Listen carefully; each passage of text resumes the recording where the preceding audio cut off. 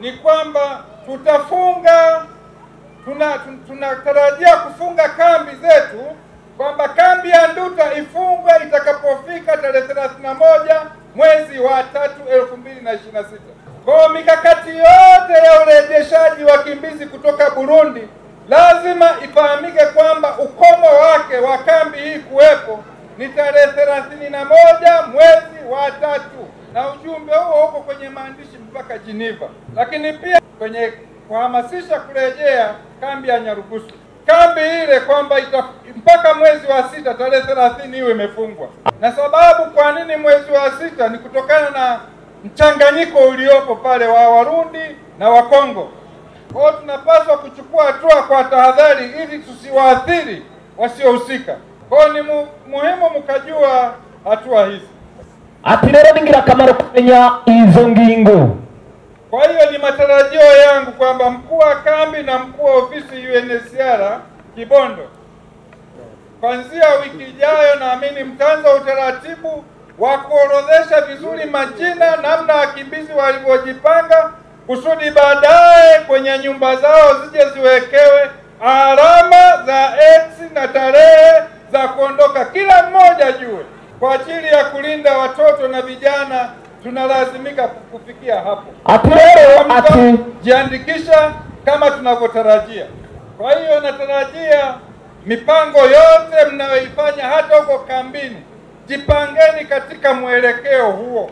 Lakini jambo lingine labda niliseme kidogo hapa kuhusu UNHCR.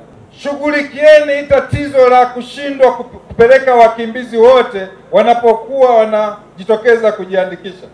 Ni kwamba magari yapo ya kutosha, visiwekwe visingizio vya aina yoyote. Kwa hiyo naombeni sana ndugu zangu, tunafanya hivi si kwa sababu hatuwapendi. Warundi na Tanzania ni watu wako karibu sana, tumeingiliana mno. Ati twarinjiranyemo cyane. Hatupaswi kuishi maisha ya ukimbizi. Serikali zetu zimeweka utaratibu mzuri wa kutembea kutoka Tanzania kwenda Burundi, kutoka Burundi kuja Tanzania. Kama alivyosema balozi mdogo wa Kigoma kutoka Burundi, hebu tumieni fursa hizo badala ya kusubiri hii hadi ya ukimbizi, kwa sababu ninachoweza kuhakikishia, hatutegemee kuwa na mtu anaitwa mkimbizi kutoka Burundi kuanzia tarehe 1 mwezi mwaka 2026.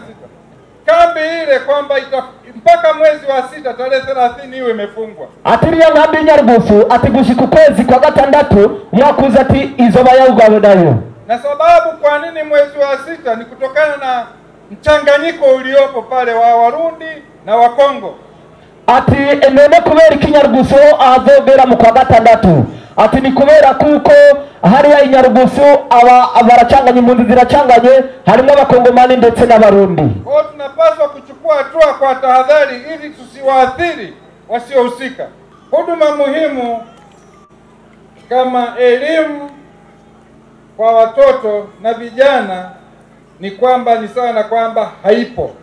Kwa ulinzi wa mtoto na kijana kambini, tunasema kwamba kwa kuwa huduma muhimu haipo, basi ulinzi wa mtoto na kijana umeathirika kwa kiwango cha kuweza kutokuvumilika tena.